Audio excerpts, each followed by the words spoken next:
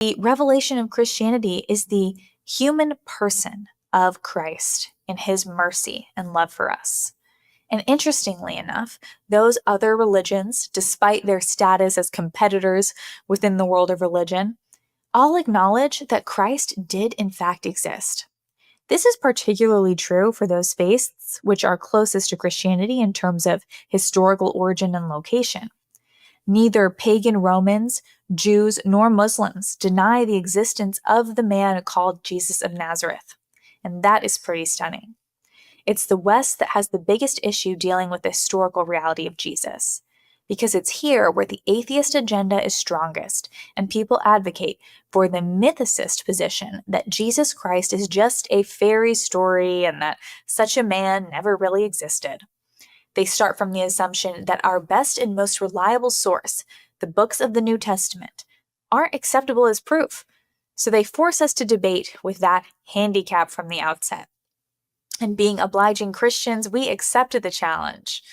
Before we get to the extra biblical proofs, we need to talk about why the biblical proofs have every right to be considered reliable.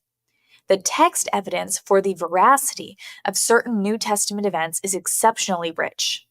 Thousands of handwritten manuscripts, early translations into other languages, and quotations in the writings of early Christian authors testify to the truth that Jesus Christ really existed on earth.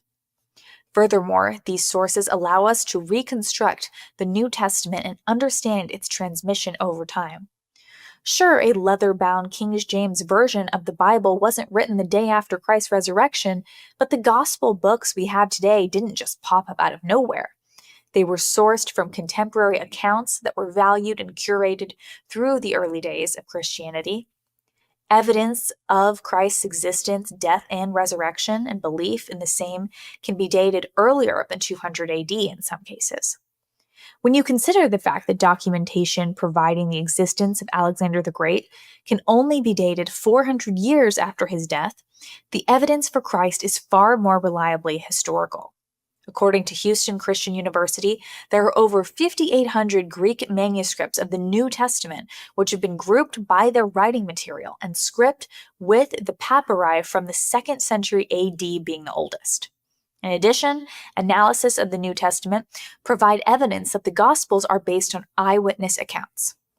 As ancient accounts of historical events go, the Gospels appear to be remarkably close in time to the events they describe. The Book of Mark, for instance, is believed to have been written just 40 to 50 years after the death of Jesus.